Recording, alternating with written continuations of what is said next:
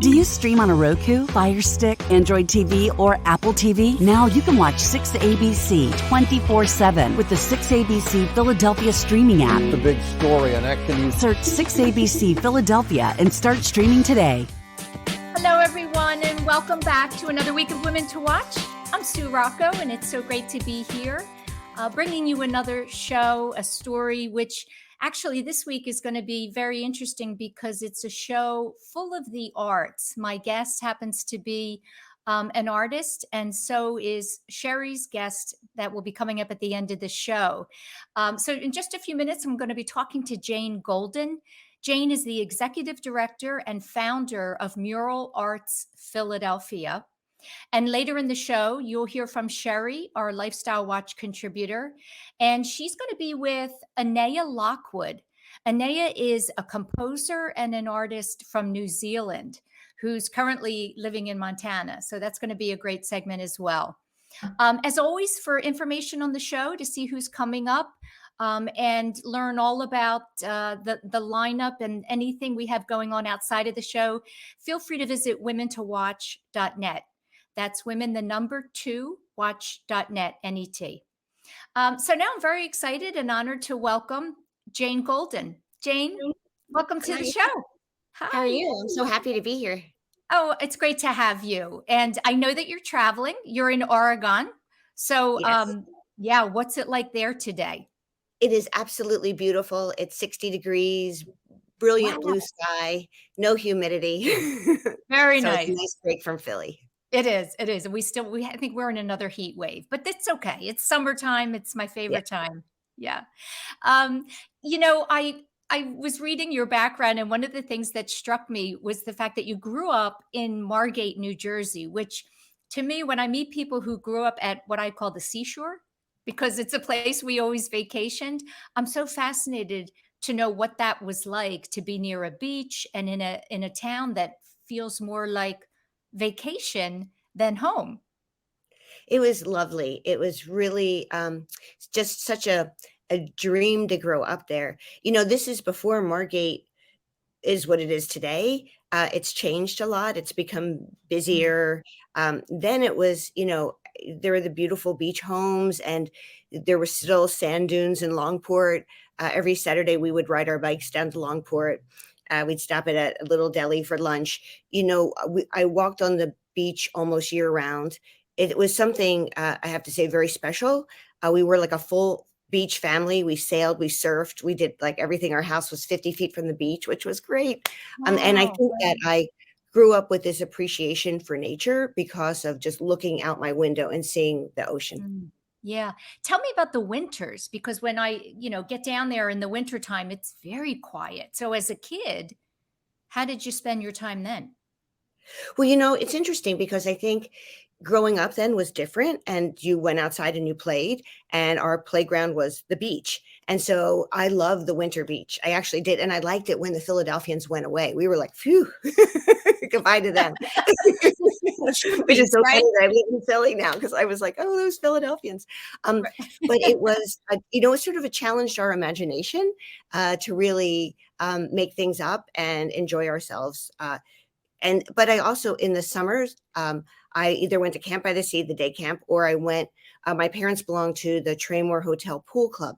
And so we had this giant hotel at our disposal. So I founded a spy club, and we had this amazing— I want to hear about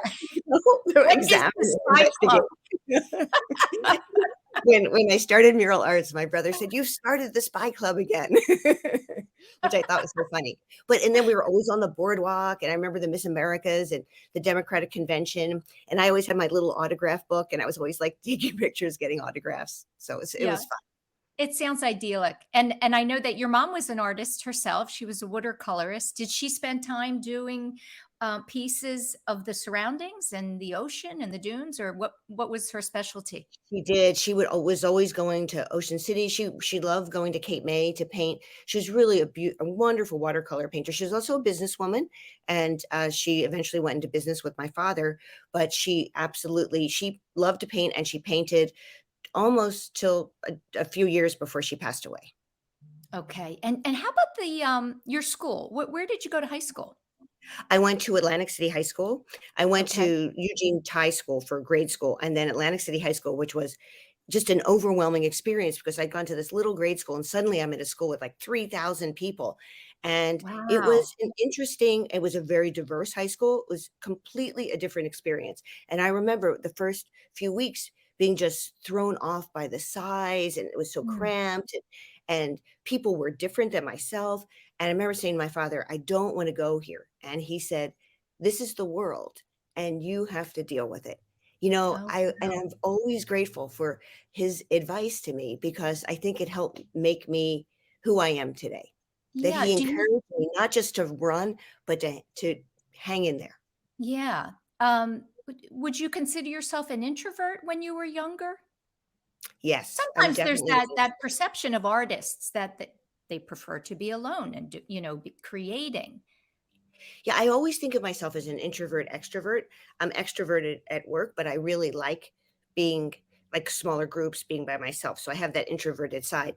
And when I was young, because I started painting when I was about 10, I think there was a side of me that didn't mind being by myself or having a Mhm. smaller group of friends. And so high school, it seemed overwhelming and I had to make my way. So I made my way by getting involved. I joined lots of clubs and I was part of the honor society and I worked in the office and I took extracurricular activities. I was a busy bee for sure, but I Yeah. definitely there was a part of me that liked walking on the beach by myself or with a few friends every day. Yeah. So tell me, I know that at some point you thought about law school. And I love that your parents, they saw the artistic side of you and they really encouraged that. They thought, you know what, I don't know that that's the right path for you. Well, when I was at Mount Holyoke College, where I was for 2 years, I took some city planning classes and I absolutely loved them and government classes. And so I was intrigued by cities early on. But then I had a residency during my sophomore year at Mount Holyoke, and I was working for a very well-known abstract painter. I mean, I was an intern, and the interns really just like made his canvases and cleaned the studio. It wasn't anything like glamorous. But there was a man there, Dr. Albert Elson, who ran the art history department at Stanford. And he said to me, you should think about, I was telling him I was going to transfer to Dartmouth or Princeton. And he said, no, you should try for Stanford. Just try. And I said, I'll never get in. He goes, try. They're looking for serious art students. So I applied, I got in. At Stanford, I took art classes, but also political science. So there Mm. was always that idea in this part of my brain that I thought, oh, I might go to law school, but I'm an artist and I love art. My painting teachers were like, give up on law, don't do it. Go, when you leave school, get a job that's mundane and just paint, you know, do something that nurtures your creative side. And that's Yeah. ultimately what I did. Yeah. And actually you're using both, right? So I I mean know. yep, you're Right. an activist and you're involved Yes. in community and politics and what's going on. And that's so interesting that that was where your interests lied. And here you are still today doing that kind of That's work. right. In fact, the first mural that I ever did, I realized, oh, this is such an interesting mix of all my interests, cities, and I mean, how cities work, and education, and art making, and public space. It was such an epiphany to say, oh my goodness, I think I found my calling. Yeah. Yeah, I was watching an interview you did recently, and you said, it might sound silly, but I wake up excited every day. I know every day I'm like, oh my gosh, what's going to happen? That's the ultimate, right? Tell me about Judy Baca. Judy Baca, you met while you were spending time in LA, and apparently she was quite an influence on you. Tell me about her. Well, she's an extraordinary person and a brilliant artist, and she's having a big show at the Getty right now. She's really getting her due, but she was always very formidable in the mural movement. And so when I moved down to LA, I read about this organization that gave out grants to muralists, and I read about her, and I was like, I would love to do a commission for the LA mural program. So I applied. I was totally past the deadline. I think I called them every day for months till I finally got a call where people told me I had this grant. And I was like, but they said, but we hope we never hear from you again because I called them so endlessly. And the grant was like $300 to do this giant wall. And I was like, oh no, I've never really done a mural. So she was very kind, but also tough. And she, really had a high standard. If you were going to do a project for Spark, her organization. You had to really be committed to community. And I just saw her take on the power structure and fight for her budget and fight for her staff and fight for artists. And I felt like she's amazing. So she was always like a mentor to me. And I feel like what a great mentor to have, because she was so committed and she did her work with great intentionality. There was nothing not rigorous about her practice. And so I, sort of like a sponge, I soaked all of it up. And then I went on to do mural after mural after mural. And I worked with young people on probation. And I was always keeping an eye on what's Judy doing? What's Judy doing? And what brought me to a halt was that I became really sick. I have lupus, and it was just devastating because I was told I wouldn't live long. So I ended up coming back to be with my family in Margate and coming up to Hahnemann Hospital for treatments. And that's eventually what led me to apply to work for the Anti-Graffiti Network and Wilson Good. So, okay, that's great. You just encapsulated that perfectly for me. So tell me, how did Mayor Wilson Good find you? What was the connection? How did that come to be? Well, good question. So I ended up, I read this article. I was reading a number of articles that Philadelphia had their first Black mayor. It was hugely exciting. He was going to combat graffiti, and he said he was going to do it by working with young people who were writing on walls. And he said it occurred to him that a lot of the kids loved art. And so he was going to start a little art component. And I thought to myself, that could be my job. Like, how crazy is that? Like, I never really had spent much time in Philly. I had no real connection. So I wrote him a letter. And I just said, I'd be honored to work in your administration, attached as my resume. Please call me. So I mailed the letter. This makes me 1,000 years old because it's before email. Oh, he does not know Jane Golden at all at this point. Not a clue. Okay. And several weeks later, I had gone to the movies. I come back. My father is on the front porch and he's super excited. He goes, "You're not going to believe who called tonight." And I was like, "Who?" He said, "This man named Oliver Franklin. He's the deputy city representative for arts and culture. He works for Mayor Good and he wants to talk to you." And I was like, "What?" Wow. So Wow. he said, "Call him tomorrow." So I think I woke up at 6 a.m, Sue, and started calling the city of Philadelphia. Hello. They're not there yet, but you're calling. But Oliver said, this is so interesting. He said, "Well, we have a mutual friend." And I said, "Who?" He said, "Judy Baca." And he said, Oh, wow. he said he used to be a filmmaker. He lived in LA and he so admired Judy and they had become friends. He said, "So when I got your resume, I called her and said, should I hire Jane Golden?" And she said, "I'll tell you 2 things about Jane Golden. She will drive you crazy because she's one of the most tenacious people I've ever met. And you should absolutely hire her." So I came up for an interview with Oliver, who sent me to Tim Spencer, who ran this anti-graffiti network. And literally, so in like 5 minutes, Tim is like, looks at my resume. He goes, okay. So you're hired. You can get $12,500 a year. You won't have a desk because we don't have room for you. We're not sure about your title. You'll be like a field representative. So I was like, okay. And he said, "And your job is to rechannel the negative energy of graffiti writers to something positive." And that was like it. And suddenly it was like diving in a cold pool of water where someone goes, swim. And it was like, suddenly I had to figure it out. I didn't have much, but I was determined to do it. What year was that? 1984. 84. So first of all, what a great lesson I love that you sat down and wrote that letter. I think that's so important for women to know that whatever their ideas are and their thoughts are, if you write that letter, pick up the phone, ask for what you want. So That's right. often it comes about. I completely agree with you.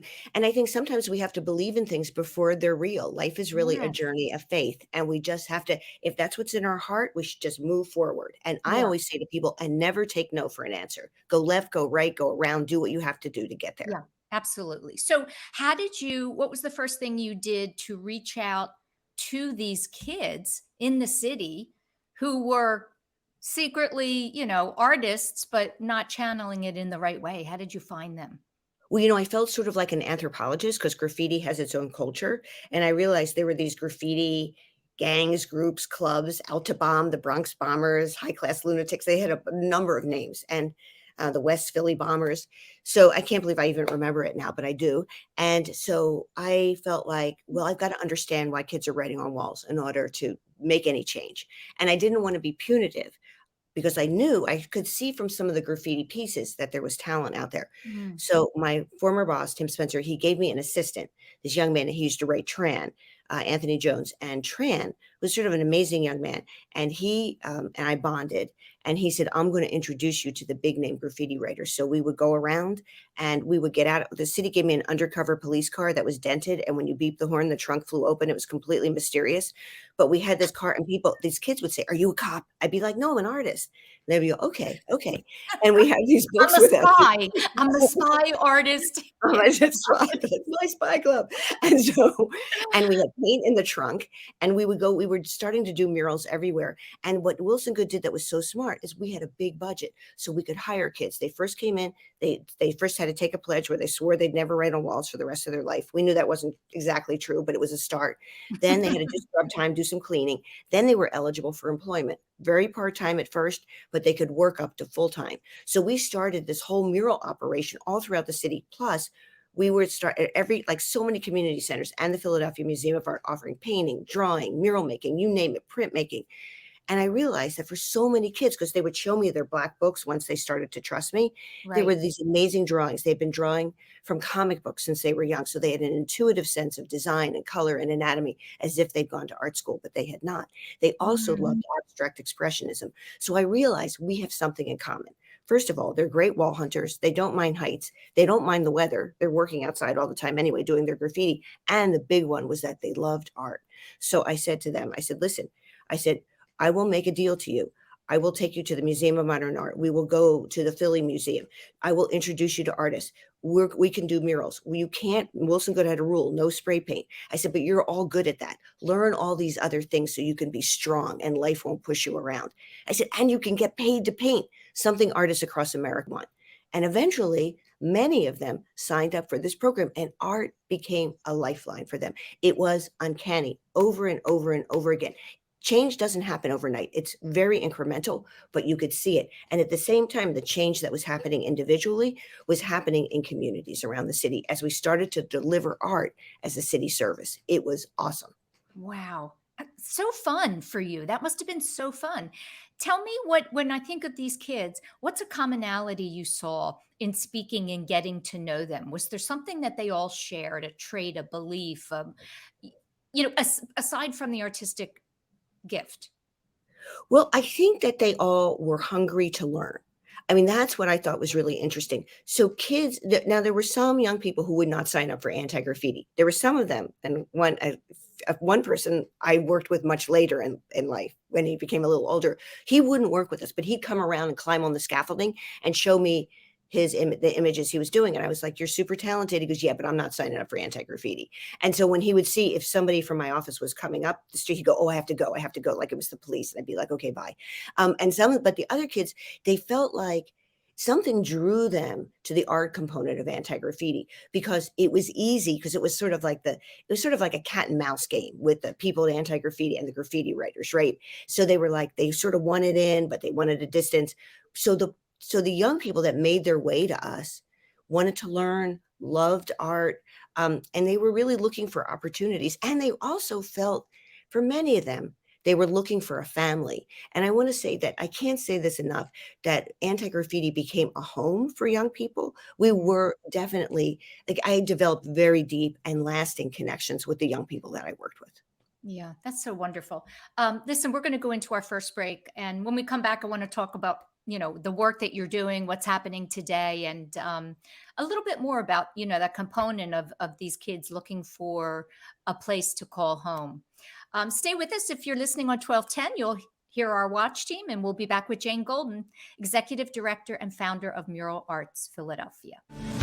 Whether you're just getting started, already well on your way, planning for your future, drafting your vision, growing toward greatness, or finding that dreams really can come true. Whatever your next steps are, we'll be right here with you, just like we have been for 150 years. Start here, grow here, stay here. Penn Community Bank. Here we grow. Action News at 11 with Rick Williams. It's the team you trust to bring it all together. The stories that impact your community, a sports roundup for the locals, and the AccuWeather forecast you depend on. Action News at 11 with Rick Williams. All right, did you know I was the mommy slam dunk champion? Really? Yes, really don't sound so surprised. Let's see it. Oh, you're ready. All right, here we go. Let's hear the crowd. So go to right, go to left, fake a mom. Mama, go up, mama! She did it. Again? You can't avoid gravity, but United Healthcare can help you avoid financial surprises by helping you compare costs and doctor quality ratings. United Healthcare. Uh-huh. The following is a real testimonial from the father of a young injured victim. I didn't think she was going to make it. Major Perry's daughter was the victim of a horrific accident caused by someone else's negligence. If you don't find the right counselor, law firm that you're looking for, you will get lost in the wilderness. Badly injured? Call the Fritz and Bianculli Law Firm at 215-458-2222 and find out why they say, "We got this." Go for the midnight dares. Go for the game. Go for the hits. Go for the fans. Go for the win. Go to Ocean Casino Resort. Book your trip at theoceanac.com. Do you stream on a Roku, Fire Stick, Android TV, or Apple TV? Now you can watch 6ABC 24/7 with the 6ABC Philadelphia streaming app. The big story on Action News. Search 6ABC Philadelphia and start streaming today. Hi, and welcome back to the show. I'm Sue Rocco, and I'm having a wonderful conversation this week with Jane Golden. Jane is the executive director and founder of Mural Arts, Philadelphia. Jane, I have to ask how, COVID has affected your work over the past 2 years, and how did you have to pivot to make sure that things were still moving ahead? Great question. I'm so proud of everybody at Mural Arts because we were able to put art into action. First, of course, it was daunting and what are we going to do? And we pivoted pretty quickly. So our programming went virtual and we were doing really interesting things. We had very clever art programs that were then open up to the general public everywhere in the world. People started tuning in. And our restorative justice program, they were doing their work on their phones. And then we had our porch light program where we were making all kinds of kits. But then we partnered with the Department of Public Health to create accurate, up-to-date, reliable public health messages on these things we called space pads. They were decals that could be on the ground that were then translated into 6 languages. And they would help keep people 6 feet apart, but we were commissioning artists all over the city to design them. So we were putting money into artists' pockets. We were creating these decals that were so much more creative than the black lines that stores had in the beginning. And as of I think 6 months ago, we were up to 7,000 space pads. That term was just made up by us, and people were ordering space pads. Can I have 100 space pads? We're like, sure, because we were thinking we want to create space between people and lily pads that people could sort of hop on that were totally beautiful. And then we started doing posters and we paste and murals, and we were part of the Vax Up campaign. And then we put masks on murals around the city. I mean, I'm telling you, Sue, we flew into action every possible way we can. And then after the social uprisings, when George Floyd was murdered, we started a fellowship for Black and Brown artists. So in some way, we were able to make lemonade out of lemons. Wow. Tell me, is there always a mural being commissioned, a mural always being done? Like right now, is there a brand new mural about to be revealed in the city? Yes, we do. We have about 30 going on. All the time. Wow. There are about 100 projects that are completed every year. And what's, I think, deceptive that people don't know is that we have a very healthy programmatic division where literally we have probably 7,000 constituents in art education, behavioral health, criminal justice, mural making, and then we do big, complicated public art projects. We have a restoration division, tours, and as of 2 years ago, a Mural Arts Institute where we're working with cities around the country and around the world. Yeah, tell me about. So I did understand that it's not just in Philadelphia; it's international. What are you most excited about in bringing what you've created to all urban cities? Well, what's really interesting, we're very loyal to Philly. We love Philly, and our work is there, and we feel like part of the fabric of our city. But it is so interesting to be exporting what we in Philly are doing, really well and in such an enthusiastic fashion. But we're also learning from other cities. So it's like a knowledge exchange. So right now we're in about 15 cities across the US and several cities worldwide. We just started project number 2 in Athens or in London. We've worked in Mexico City, Montreal. So I will say that that's thrilling to see what other people are doing, because we're always thinking about the field of art and social practice. How can art be useful? What can art mean to cities? How can we be aspirational and pragmatic at the same time? How do we make sure that we never lose sight of the role of creativity and innovation in order to crack the code with problems that sometimes seem the most tractable and perplexing to cities, not just Philly, but cities everywhere? I so believe, Jane, that our surroundings and what is around us and where we are totally affects our psyche, right? And so That's if right. we're surrounded by beauty and creativity, and um, it's inspiring, it's motivational. Can you talk about the effect that it has had on the people of Philadelphia? Because right now things are not always the way we would hope they would be. I mean, gun violence, you're right there in Philadelphia, in the heart of the community. Do you have hopes for this kind of program to have an effect there for young people that are so lost that they're going in the wrong direction? How can this type of program change their way of thinking? Well, I want to first hold anti-graffiti up as a model, because we did that work for 10 years. We probably served 25,000 kids. I saw young person after young person get out of that cycle of crime and violence and onto another path. It was a reroute, but we shouldn't mislead ourselves. It wasn't a 4-week program. We had to really invest in young people, but it paid off handsomely, right? How much does it cost to keep someone in prison? $54,000 a year. What were we investing? 10,000 at the most. It's just a wise investment, but you have to do it with rigor, intention, and love. And so what we see, let's take one program, for example, our Guild program. That's our reentry program for young people 18 to 24 who've been impacted by the justice system. They're coming out of jail, prison, or they're on probation. They have an ankle bracelet. And suddenly what we find is that so many kids have creativity and gifts and strengths and talent that have historically and sadly gone unrecognized. Look, life just isn't fair. Some people have opportunities and some don't. So suddenly this introduction to make a mark on the city in big, bold, beautiful, inspiring ways, that matters.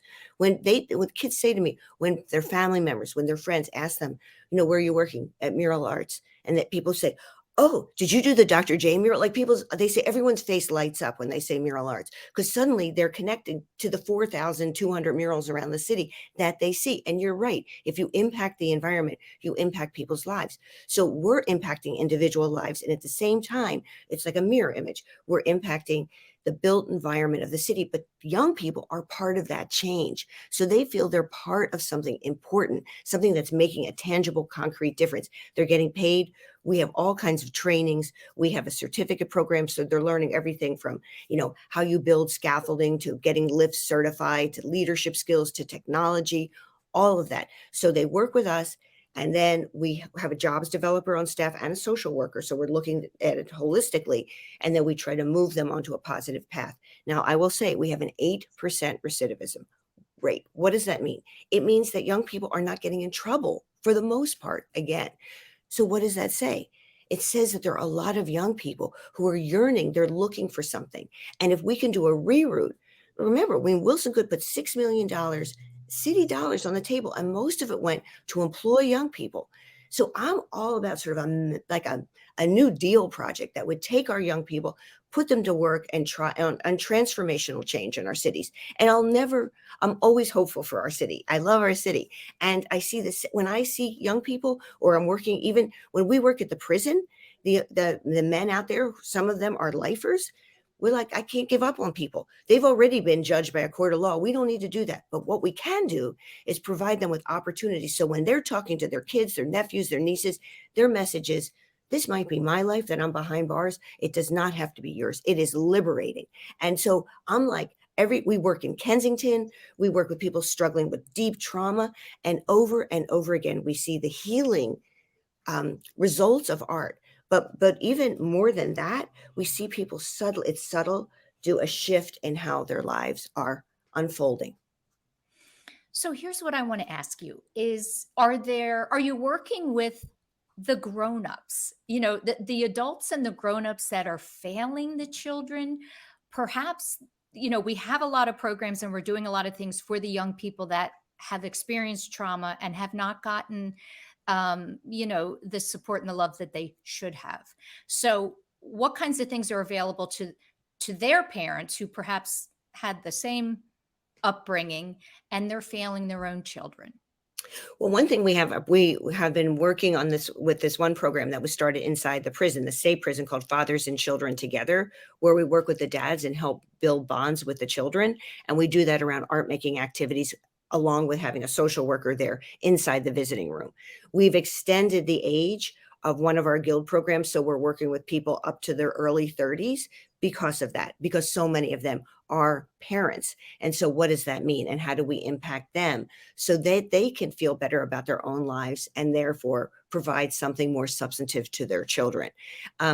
In our art education program, we're often bring the parents in with mural tours, with events, we have exhibitions. We're always trying to reach out and encourage the family to come and be part of what we're doing. And then when we're working in communities all over the city of Philadelphia, we have paint days, volunteer opportunities, and we also offer tons of jobs in the arts. And so people get involved with us every which way possible. Mural arts, it's like we have a box and we're turning it around all the time. What angle, what have we left out? What are we not thinking of that we should be? Yeah, I think that's so smart, Jane, because I think ultimately, that kind of fractured family unit, that's where it begins. And, we can be there to pick up the pieces, but I'm always wanting to go to the very root, the origin of something. How can we change that from happening in the future? And it made me think about, we talk a lot on the show about STEM initiatives for young girls. And perhaps we're neglecting the boys, and maybe there should be, arts programs just for boys. Do you think, is that something we should look at? Oh, I totally do. I mean, look at the graffiti writers I worked with. I mean, most of them were boys. I mean, there were very few young women graffiti writers, and they just took to art. Like it was just incredible. I mean, it was like they were hungry. They were like had a thirst for it. It was unbelievable. And in our classes between the girls and the boys, it's just equal interest. So I think that's really important. I also think we should think about STEAM and not just STEM, how the arts can be integrated into how we're teaching, because we have a program during the school day that merges art, math, and science for a lot of young people. And I would say I was sort of like this too. I was intimidated by math and science, and art can bring them in and feel safer. And we have one project. I love this project. It's called the Micro to the Macro.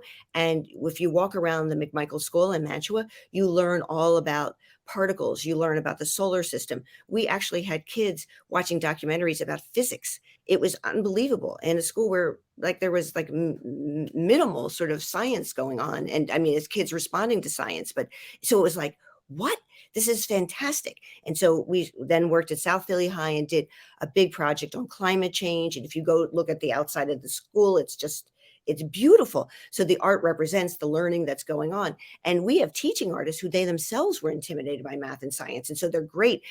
They can convey this message. Don't be intimidated. There are ways that don't ever stop learning. And through creativity, you can come in the door to learn so much.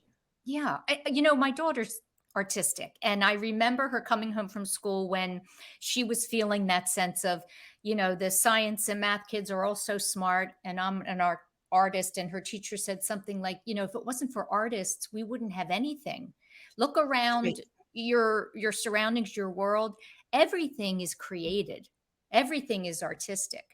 That's so right. And so we started an entrepreneurial program so that kids could take that artistic impulse that they have and put it to work in a million different ways. They could end up in the digital realm. They could end up in fashion. Who knows where they go? They could be we have I call him a young man because I knew him when he was 15. He's in his 40s now, but he has a barber shop in North Philly that's hugely successful. And he said that's his creative outlet. Yeah. And he's made a giant success of his life, but he was a fabulous artist. Yeah. And so I feel like, how do we get people and young people to believe in themselves? And I think part of what art can do is we want to build up a sense of resilience and grit so that people are not pushed around by the ways of the world, because the world is harsh and hard.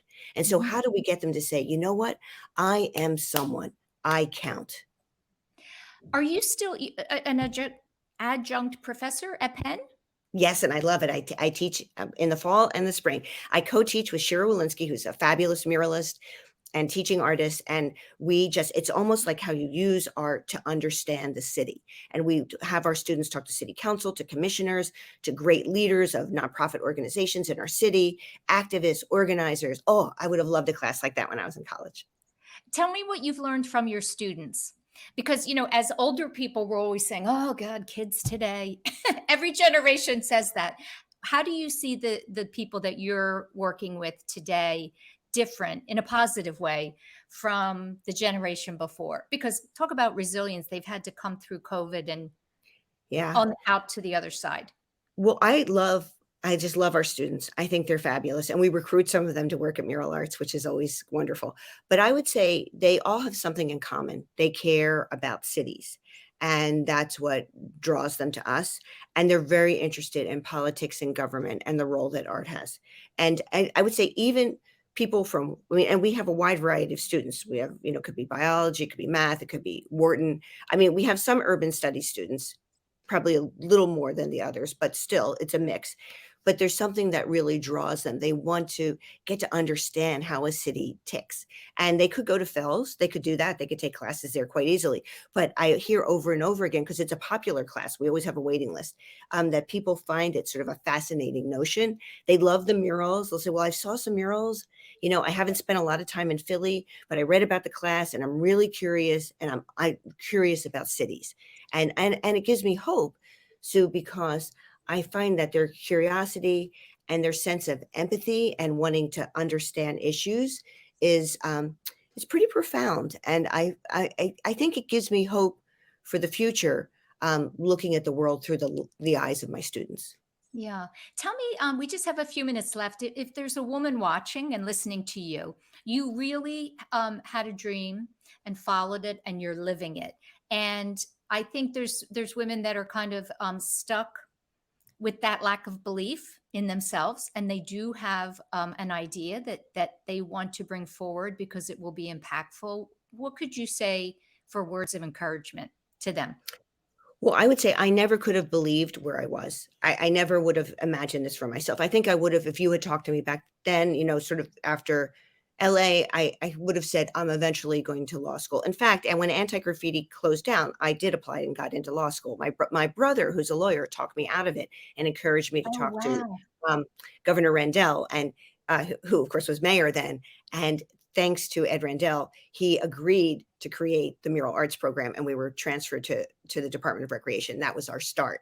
So I really never let go of the dream I developed when I was when I was standing on the corner at Ocean Park and Main Street in Santa Monica doing my first mural and thinking that murals make art accessible to everyone. And isn't this fantastic? And I held on to it, and I had to hear no. And I encountered lots of obstacles, including having lupus, including thinking my world was going to just shut down and that's very difficult. Yes, that's very challenging. So just sort of understand that the only way you're going to get there is it's you, right? And so you have to drive that and understand that that you can really make it happen. It's what I said before, that it's a journey of faith, and I feel that it's important to be tenacious, to not give up, to understand it might take a number of times, but you should never let it die if it's something that you really believe in. That's what I say. Just stay on the path, because I think that my story, how Mural Arts unfolded, if you had met me even when Mural Arts started, and you would have said to me in 2000, when our budget was $100,000, Jane, in 2020, $15 million organization that's doing work worldwide, I would have said, no way. I'll probably be a lawyer. That's what I would have said to you. So that's what I'm saying. So drive, you just stay on that path. And when I said about not, like when there's an obstacle, just use all your creativity and will to try to figure out how to get around it. We always say that art ignites change, and we see that change all the time. And that's the change I want to encourage all your listeners to believe in themselves. Yeah, I love that. What a wonderful way to end the show, Jane. I'm so grateful for your taking time, especially since you're traveling, to be with us. And I'll be sure to share the information about Mural Arts, and hopefully people will be reaching out to help. Thank you. This has been so delightful to talk to you. Thanks, Jane. Stay with us, and when we come back, we'll hear from Sherry Morrison, who's going to be speaking with Anaya Lockwood. She's a composer and an artist from New Zealand. We'll be right back. Whether you're just getting started, already well on your way, planning for your future, drafting your vision, growing toward greatness, or finding that dreams really can come true. Whatever your next steps are, we'll be right here with you, just like we have been for 150 years. Start here, grow here, stay here. Penn Community Bank. Here we grow. Action News at 11 with Rick Williams. It's the team you trust to bring it all together. The stories that impact your community, a sports roundup for the locals, and the AccuWeather forecast you depend on. Action News at 11 with Rick Williams. All right, did you know I was the mommy slam dunk champion? Really? Yes, really, don't sound so surprised. Let's see it. Oh, you're ready. All right, here we go. Let's hear the crowd. So go to right, go to left, fake 'em out. Mama, go up, mama! She did it. Again? You can't avoid gravity, but United Healthcare can help you avoid financial surprises by helping you compare costs and doctor quality ratings. United Healthcare. Uh-huh. The following is a real testimonial from the father of a young injured victim. I didn't think she was going to make it. Major Perry's daughter was the victim of a horrific accident caused by someone else's negligence. If you don't find the right counselor, law firm that you're looking for, you will get lost in the wilderness. Badly injured? Call the Fritz and Bianculli Law Firm at 215-458-2222 and find out why they say, "We got this." Go for the midnight dares. Go for the game. Go for the hits. Go for the fans. Go for the win. Go to Ocean Casino Resort. Book your trip at theoceanac.com. Do you stream on a Roku, Fire Stick, Android TV, or Apple TV? Now you can watch 6ABC 24/7 with the 6ABC Philadelphia streaming app. The big story on Action News. Search 6ABC Philadelphia and start streaming today. Hi, welcome to the Lifestyle segment of Women to Watch. I'm Sherry Morrison. Today I have the pleasure of speaking with soundscape artist Anaya Lockwood. Welcome to the show, Anaya. Thank you, Sherry. I'm thrilled to be on the show, and it's wonderful to be talking with you. We've had a day full of artists. This is so much fun. Anaya is not only a soundscape artist, but also a composer of instrumental and vocal pieces. She was born and raised in New Zealand. We've had a delightful conversation, and I am enjoying learning about soundscape artistry. Anaya's vibrant energy and curiosity, fascination for the effects of sound in our environment and through our bodies has been inspiring. Anaya's most recent exhibit is an installation currently at the Academy of Natural Sciences. She worked on it with Liz Phillips, also a sound, interactive, and installation artist. The exhibit just opened in the Dietrich Gallery. This year's exhibits or theme at the Academy is water, and they've been absolutely fabulous. So, Anaya, let's get to it. Please tell us a little bit about your education and growing up in New Zealand. Oh, it's no wonder I ended up as a soundscape artist. I was the child of my mother, a musician who studied choreography, had a great time making live shows with young women in England. She was English, and over in New Zealand. My father, a lawyer, but really more of a mountaineer than a lawyer, I think. And we spent a lot of time in the Alps, near Christchurch, where I was born. And my parents were fascinated by the landscape and the soundscape, listening for birds, listening to changes in the waterscape of local rivers, and learning how powerful they are. I mean, it was a great education for what I've become. It sounds amazing. And I've never been, but I've heard New Zealand is absolutely fabulous. And it sounds as though your mother and your music teacher and the environment have been big influences on the path that you've taken. Can you describe the different types of work that you do and why this is important for us to understand? Working with sound, I concluded not very long ago, I work with sound because it's my way of exploring the world. what happens in the world, how species interact, how phenomena interact, and both human interaction and non-human interaction. So I love to work with musicians. 3 years ago, I made a co-composed, which is a very nice experience, co-composed with yarn wire, 2 percussionists, 2 musicians, a work called Into the Vanishing Point. Not through the vanishing point, so to speak, but right into it, which reflected our concerns about vanishing insect populations, decimation of insect populations around the world, which is dire and has a huge ripple effect, of course, throughout entire ecologies. So, but that was purely instrumental, and I learned a great deal from it. We had a wonderful time working together. They're still performing it. And then, as you mentioned, this year I've been collaborating with Liz Phillips. We're both water obsessives. And we've been recording underwater around New York area for 2 or 3 years before this opportunity to collaborate on a big project came up.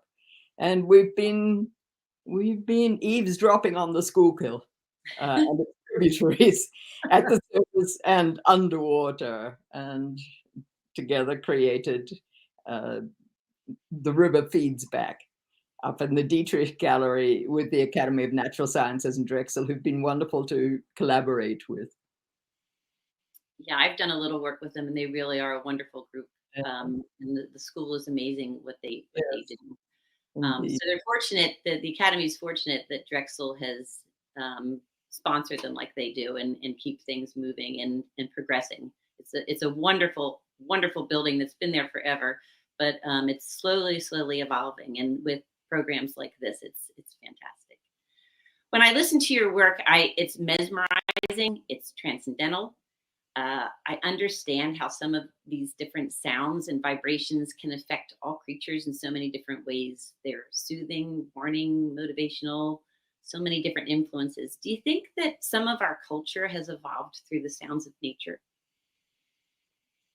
I've always been certain of it. I mean, many, I would say most of us musicians believe that instruments arose from communication with birds and animals and various environments. It seems like an obvious evolution, so to speak, at least for humans. I think of tribal, I go back to when I think about, the sounds that they were making and chanting, and they sound a lot like nature. And I think that's how we started communicating. So it's very, very interesting. I never thought about it until I spoke with you and started seeing some of your exhibits. You mentioned one of your favorite projects in Katona, New York at the Caramore Center for the Arts. It's not too far from Manhattan, a little bit north. Can you tell us a little bit about the exhibit and its importance to you? That's an exhibit titled Wild Energy. And it's a collaboration also with Bob Balecki, who's a wonderful sound engineer and sound designer, worked for many years with Laurie Anderson. He's great to work with. You walk into a wooded area where there are 2 hammocks and several chairs, but the hammocks are especially enticing. You settle yourself in a hammock, and then you start hearing sounds coming from, it seems, from the rocks around you, from the tree canopy. They're sounds which you would normally never be able to hear. The sounds of non-human phenomena, geophysical, atmospheric, from mammals, from bats, for example, but all of them are outside our hearing range normally. But our feeling was that the vibrations from earthquakes, volcanoes, the aurora borealis's electromagnetic emanations are passing through our bodies, passing through our environment constantly. They're a sort of interactive web with us, forming of which, as I always say, we're an integral part. And so Wild Energy brings those sounds, the very low ones from Mount Kilauea's magma movement, for example, up into up to the surface of your hearing range, and from bats and moths and other phenomena down into your hearing range. And suddenly you're aware of their presence in your soundscape, always there, but impossible to really be consciously aware of until you start listening to them. And they're wonderful sounds given to us by scientists from research institutions all around the world who were very, very generous in sending us their sounds already shifted into the hearing range, which was very helpful. And it's still running there. So you lie back in a hammock and you can listen to Mount Kilauea, you listen to the sun, actually. There are sounds, very, very low frequencies, oscillation sounds emanating from the sun, which have been brought up so that we can, transposed up so we can hear them. And all of a sudden there's this energetic world all around you, swirling around you. It's a nice experience, I think. Oh my goodness, I should say. And, you know, I love nature and I spend a lot of time hanging outside with the birds and listening, but I feel like I feel like I haven't opened up my ears properly. So now I have a whole new window when I walk outside about what I should be paying attention to and looking for and hearing and appreciating. It's just amazing. You've definitely been somebody who's forged your own path well beyond the box. And you had a partner, Ruth Anderson, I'm sorry, for 46 years. She was your partner, spouse, and kindred spirit. You designed and physically built together a home on Flathead Mountain in Montana. Now, ladies, I don't care what anybody tells you. Don't ever let anyone say you can't do something. Ania, tell us the story about Ruth, please. Well, for one thing, I'm sitting in that very house right now.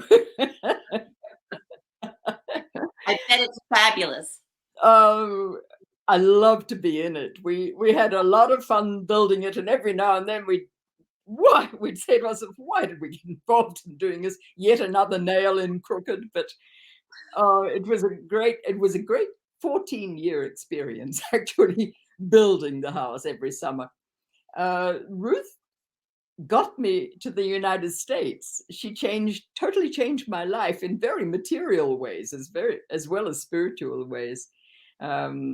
I came over as a substitute teacher for her when she was on sabbatical from Hunter College, where she ran the electronic music studio, and I never left.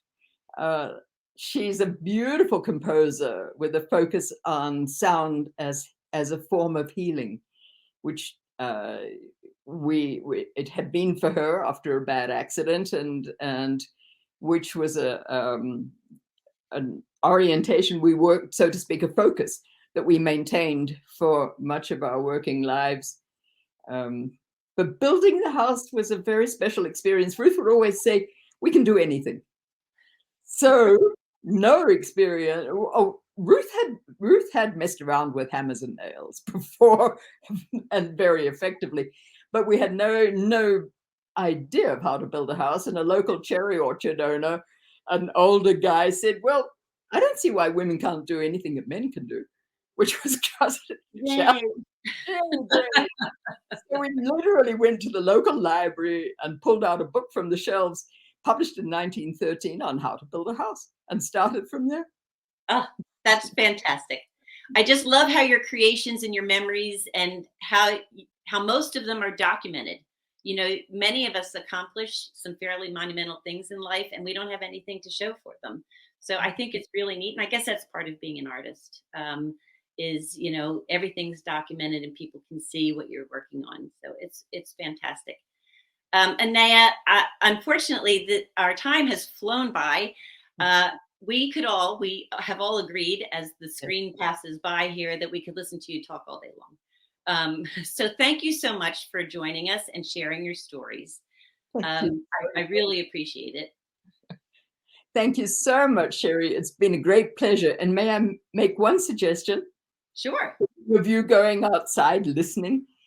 I do that at night, and I'm standing in my yard listening barefoot, listening with the sense that everything around me is also listening.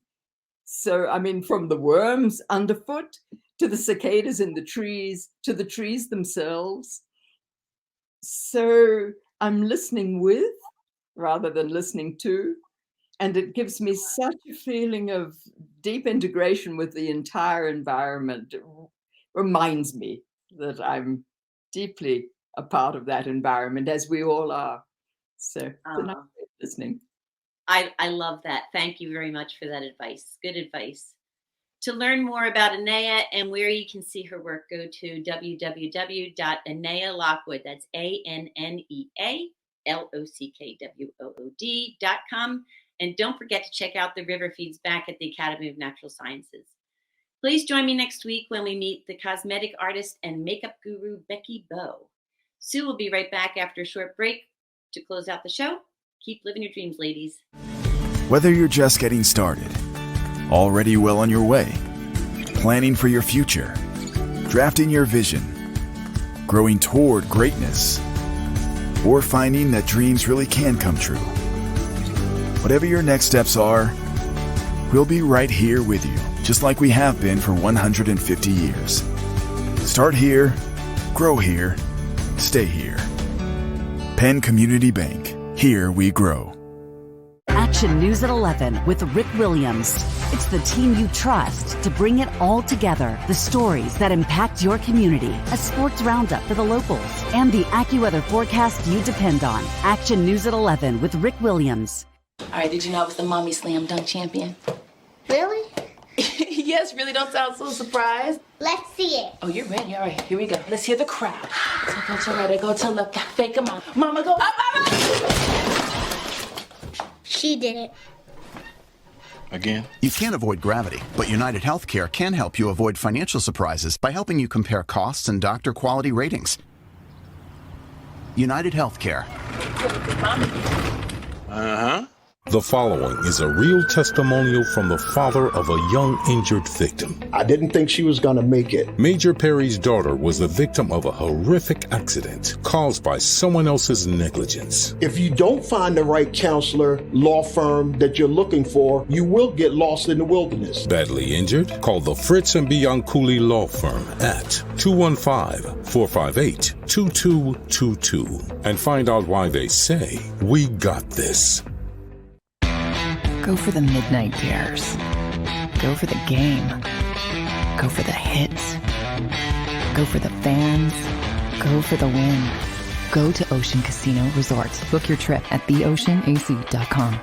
Do you stream on a Roku, Fire Stick, Android TV, or Apple TV? Now you can watch 6ABC 24/7 with the 6ABC Philadelphia streaming app. The big story on Action News. Search 6ABC Philadelphia and start streaming today. Welcome back to the show. I'm thinking so much about what Anea Lockwood said. I hope you saw that segment with Sherry. She's just such a magical, calm, beautiful lady. Thanks so much for being with me. I hope you'll tune in next week. I'll be joined by Melinda Thomas, COO of and co-founder of Octave Bioscience. Big thank you to Tone, our producer, and Sherry for her Lifestyle Watch segment, and all of our sponsors and Watch team members. Have a great week, everyone. Do you stream on a Roku, Fire Stick, Android TV, or Apple TV? Now you can watch 6ABC 24/7 with the 6ABC Philadelphia streaming app. The big story on Action News. Search 6ABC Philadelphia and start streaming today.